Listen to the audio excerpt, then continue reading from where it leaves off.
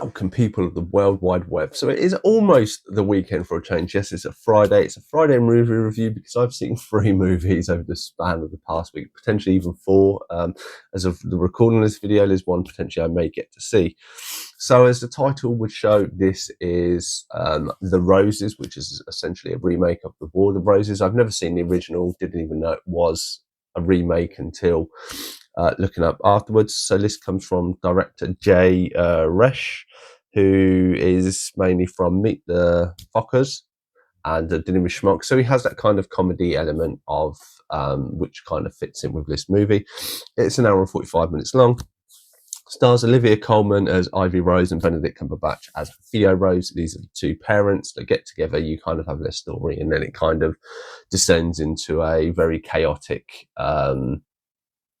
divorce proceedings. You have Hattie and Ray, who are their kids, and you get to see them at a very young age. And then you have a set of friends. So Kate McKinnon and Andy Samberg are Barry and Amy, a set of friends that they kind of interact with throughout this story. You also have Nagati Gatwa, if I pronounce his name, obviously the former Doctor Who, as Jeffrey, and Sunita Mani as Jane. These 2 work with Olivia in her restaurant, which then becomes an empire. There is nothing after the credits. It is left a little ambiguous, but I did enjoy this movie. So we'll put the spoiler warning up and we will get into it as I kind of detail. So this movie starts off, you have Benedict Cumberbatch at a dinner, obviously having a bit of a stressful time. He leaves the dinner to, actually, they're in a therapy session. That's the first bit, and they kind of have him laughing and joking. And the woman says, you know, you're destined to, like, you're the worst couple kind of ever seen.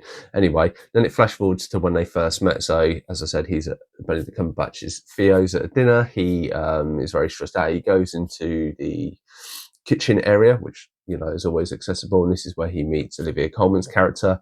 They have sex in the freezer, and then this kind of spurs them to move forwards with their life. She's moving to America. He decides to move to America with her. And then this fast forwards 10 years, and you have the 2 kids.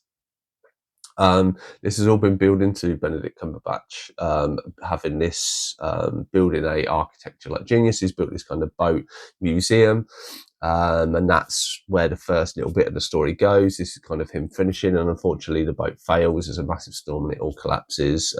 His reaction to it goes online. But just before leading up to it, with the money that he's got from it, he has enough money to open a small restaurant for Olivia Colman that she only does a few days because she wants to spend time with the kids. Obviously, because of this predicament and this event that happens, they then have to switch roles. So Benedict then becomes the household father figure that looks out, you know, he does all the house cleaning, looks after kids, gets them very sport and proactive and pushes them because that's kind of his kind of philosophies and mindset. They're more, you know, enforced on the kids. I won't say enforced, but, you know, they kind of become a little bit like robots. He works them up till they're 13 to get scholarships at colleges that's really early for them, and then they go off. In between this time, Olivia Colman, her business, due to a set of events with the storm, gets really, really big.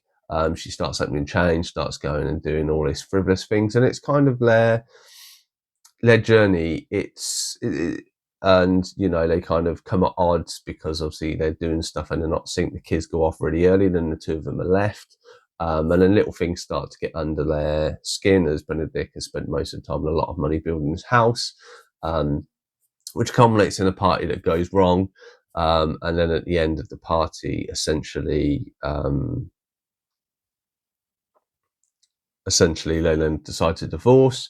In between this, they then start sabotaging each other's lives, which all comes down to kind of a very knife gun shooting. And then obviously when they kind of make up their minds, the house blows up. Left quite ambiguous to where this will go, if they survived or not. And what did I think about it? So I actually really enjoyed this movie, which is why my rating is 6.2 out of 10. Now, this is a very interesting thing I like to put out. I saw the trailer for this a few months ago, and to be honest, I'm a big fan of Benedict Cumberbatch. I actually like Olivia Colman after watching this a lot more. But I saw this trailer and I was like, not really my thing. Now, this was on a day where I'd come back from work and I had a day off with my wife.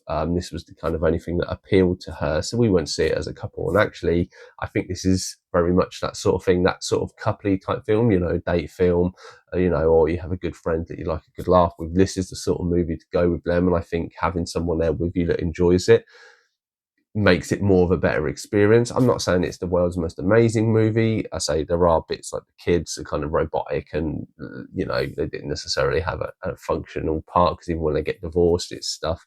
There are a few weird, like Kate McKenna's character is very weird within it, even Andy Samberg to a point.